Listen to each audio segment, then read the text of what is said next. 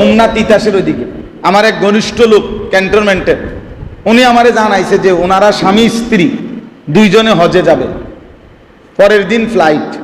উনি আমারে বলতেছে, হুজুর আমার বিবির আশা, আপনি যদি পর্দার আড়াল থেকে সে হজে যাবে আমার সাথে, আপনার 10টা মিনিট কথা যদি কদ্দুর নসিহত করতেন, তার একটা ইচ্ছা ওই বেটার বিবির। আমি বললাম অবশ্যই, আমি এক্ষণ আইতেছি, রাখেন আমি আসবো, আমি মাহফিলে যাওয়ার আগে। পরে আমি ওনার বাসায় গেছি, গিয়া এই আড়ালে আপনার উনার বিবি আড়ালে বসছে আর উনি আমার সাথে বসছে, প্রায় 32 মিনিট নসিহত করছি হজ্জের বিষয় নিয়ে। শ্রোতা এই একজনই, মানে এবিডি একজনই, খালাস। শ্রোতার বাড়ছে না, বাইরবো কি লেগে আনছে তো এবিডির বাসাত আমার এই একজন, আর জামাই লগে বয়া আমার সাথে বইছে। এই আল্লাহর জন্য বলা, অসুবিধা কি? একজনের জন্যই বলে যাওয়া, একজনের জন্য। আমি এই মাত্র বলছি হাজী সাহেবের কাছে শুনে, এই ঘূর্ণিঝড়ের যেদিন, কোন দিন হলো ঘূর্ণিঝড়, গতকালকের আগের দিন যে ফুল বৃষ্টি, যখন সোমবার একেবারে পুরা বৃষ্টি হয়েছে কিনা বলেন মাগরিবের পরে, এই পুরা বৃষ্টির মধ্যে আলহামদুলিল্লাহ আল্লাহর দয়া, আল্লাহর ইচ্ছা, আমি 2টা মাহফিল ছিল আমার, 2টা বয়ান, দোনো মাহফিলেই আমি বয়ান করছি এই ফুল বৃষ্টিতে। প্রথম যেখানে বয়ানে গেছি সেখানে মসজিদের ভিতরে একটা সৌর বিদ্যুতের ছোট্ট কদ্দুর লাইট ও কোনা লাগানো, আর এই শ্রোতা মনো 70-80 জন মানুষ বসছে, সদর দক্ষিণ কুমিল্লা। কেউরে আমি দেখি নাই, মানে চেহারা কারোই দেখা যায় না, আন্দাজ ওই শুধু কোনা একটা সৌর বিদ্যুতের লাইট, ছোট্ট লাইট কদ্দুর জ্বলে। আমি পুরা 1.5 ঘন্টা এই অন্ধকারে বয়ান করছি। আমি বললাম যে পরে এক সময় আপনারা আমার সাইয়া লইয়েন, অনুবাদ শুনেন, আন্ধারে ওয়াজ। পরের মাহফিলও এই ফুল বৃষ্টি নিয়ে গাড়িত করে আসছি, পানি একদম রাস্তা ভাইসা গেছে, এই পর্যন্ত ভিজাও গেছে পায়ের গোড়া। আবার মসজিদে ঢুইকা পরের মাহফিলও প্রায় 150 লোক ছিল, বয়ান করছে। আলহামদুলিল্লাহ, আল্লাহর জন্য বলা, এখানে সংখ্যা বিষয় না বাপ। আমার শেষ কথা এটাই, একজনকেই বললাম, একজনকেই, কোনো অসুবিধা নাই, কিন্তু মনে রাখতে হবে হজ বলেন, কোরবানি বলেন, নামাজ বলেন, রোজা বলেন, দান সদকা বলেন, জিকির তেলাওয়াত বলেন, গুনাহ থেকে বেঁচে থাকা জরুরি। সুদও খাইবেন, জিকিরও করবেন, কাম হইতো না কাকা, কাম হইতো না। কোরবানিও করবেন, আবার মিথ্যাও বলবেন, হারাম রোজগার করবেন, হবে না, হবে না, আল্লাহ নেবে না। তাকওয়া ছাড়া, গুনাহ থেকে বেঁচে থাকার চেষ্টা ছাড়া আল্লাহ নিবে না। হ্যাঁ, যদি বলেন তো একেবারে 24 ঘন্টা সারা জিন্দিগি গুনাহ থেকে বেঁচে থাকবো কিভাবে? তো এই জন্যই তো বলছি, হোঁচট তো খাবেই। একটা হলো হোঁচট খাওয়া, অ্যাক্সিডেন্ট করা, আর একটা হলো বেটকি দিয়ে হইরা দাও, দেখিতে কথা বলে, ভুল তো হবেই, গুনাহ তো হবেই। আমি আপনি তো হোঁচট খাবই, কিন্তু আবার উঠে দাঁড়াইতে হবে, তওবা করে মাফ চাইয়া আবার শুরু করতে হবে ইবাদত। কিন্তু গুনাহ এবং নাফরমানির উপরে যদি কেউ লাগাতার লেগে থাকে, তার ইবাদত কবুল হয়। আল্লাহ আমাদের প্রত্যেককে গুনাহ থেকে বাঁচবার তৌফিক দান করে। তাকওয়া, মুত্তাকি, এই সবক আল্লাহ যেন আমাদের প্রত্যেকের ভিতরে দান করে, আমরা যেন সবাই তাকওয়াবান হতে পারি। আজকের এই সংক্ষিপ্ত মজলিস আল্লাহ তাআলা যেন কবুল করে নেন। আমার কথা এটাই, এই মাদ্রাসা মসজিদ আসলেই বাস্তবতা হইল। আমি ব্যক্তিগতভাবে এরকম অসংখ্য মাহফিল আছে বাপ, বা সত্য কথা যেটা, ফুটাঙ্গিরির জন্য না, এমনি বললাম, বহু মাহফিল আছে যারা 2-4-6 বছরও মিলাই আমারে নিতে পারে না, আমরা যাইতে পারি, সুযোগ দিতে পারি না। কিন্তু আমি এখানে বারবার আসি, বারবার আসি, ছোট বড় যখন যেই মজলিস। আমি এখনো বলছি, গ্রামবাসী শতভাগ যদি কদর করতো এই মাদ্রাসাকে, শতভাগ যদি আন্তরিকতা নিয়ে আমরা সবাই আগাইতাম, আরো ভালো হইতো, আরো ভালো হইতো। গ্রাম আলোকিত হইতো। অসংখ্য এখানে হাফেজে কোরআন আরো ভবন দরকার, আরো জায়গা দরকার, আরো দরকার। হায় মুসলমান, এটা যদি আমরা না বুঝি তো আমরা বুঝবেন অচিরেই এগুলো সারা রাত বললেও শেষ হবে না।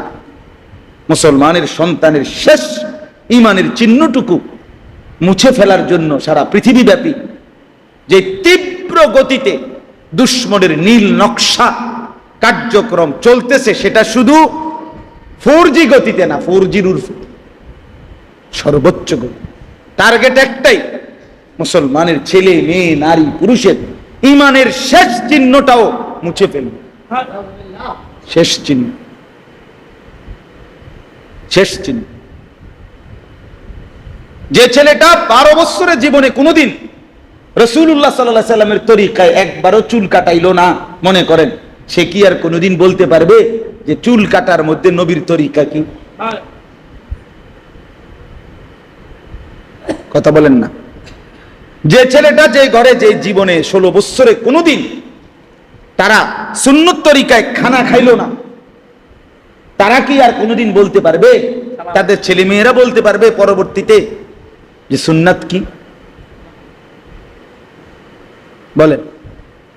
এইভাবে দুশ্মন নতুন জানা, এখন তো মুরব্বীরা যারা আছেন প্রত্যেক সময়খানে শুনি এ বয়স্ক মুরব্বী চাচাদের মধ্যে কিছুটা তো দিন ধর্ম এখনো আছে, কিন্তু অধিকাংশ একটু টাকা পয়সা হইছে, একটু পড়ালেখা হইছে, একটু সামাজিক স্ট্যাটাস, ভদ্রতার মুখোশ, এরা ওই পূর্বের আমলের, মানে আজ থেকে 30, 40, 50 বছর আগের দাদা নানা, দাদি নানি, মা চাষিকে বিরক্তি মনে করে। বিরক্তি, এরা আসলে আগের আমলের সময়ের মানুষ তো হুজুর, আগের সময়ের মানুষ একটু সামাজিকতা বুঝে কম।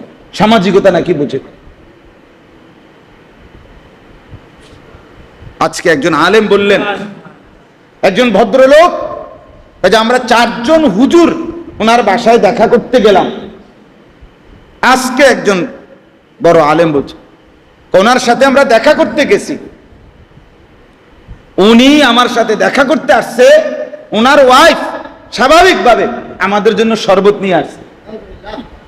কাজে আমরা যখন মাথা নোয়ায় ফেললাম, তো ওই ভদ্রলোক বলতেছে শি ইজ মাই ওয়াইফ। এটা তো অসুবিধা কি আপনার, মানে শি ইজ মাই ওয়াইফ, মানে উনি অবাক হয়ে গেছে। আর এটি কি হুজুর, এটা তো আফ্রিকার জঙ্গলে না, মানে হুজুর রইল কি আফ্রিকার জঙ্গলি। She is my wife, she is my wife, অতএব এটা সবার ওয়াইফ হয়ে গেছে নাকি? তাই আমনের বউ তো আমরাকে অস্বীকার করছি, তো আমনের বউ দেখেই তো আমার লাগে সমস্যা। কথা বুঝছেন? কোথায় বলছে মানসিকতা? একজন আলেমে দিন হুজুরকে মহিলা সরাসরি এসে শরবত নিয়ে আসবে, তার মানে কোথায় দিন, কোথায় শরীয়ত? আল্লাহ আমাদেরকে মাফ করে দেন। এই জন্য বললাম, দয়া করে এই আপনাদেরকে বলছি, নিজের স্ত্রী, ছেলে মেয়ে, এদের ঈমান আমলের ফিকির করেন, সন্তানকে দিন শিখান, ছেলে মেয়েকে দিন শিখান, নিজেরাও শেষ বয়সে দিন ঈমানের মেহনত করেন, ফিকির করেন, ওলামায়ে কেরামের কাছে আসেন, বসেন, ওযু, নামাজ, গোসল, জিকির, তাসবিহ, তেলাওয়াত আরো সুন্দর করা যায় কিভাবে, সুন্দর করে, ঠিক করে, কোথায় কোথায় ভুল আছে নিজের, শেষ বয়সে আরেকবার একটু শুধরাইয়া কবরে যান।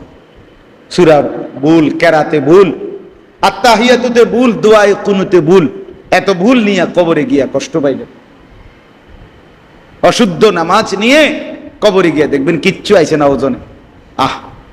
সূরা কেরাত যার অশুদ্ধ, তার নামাজ হয় না।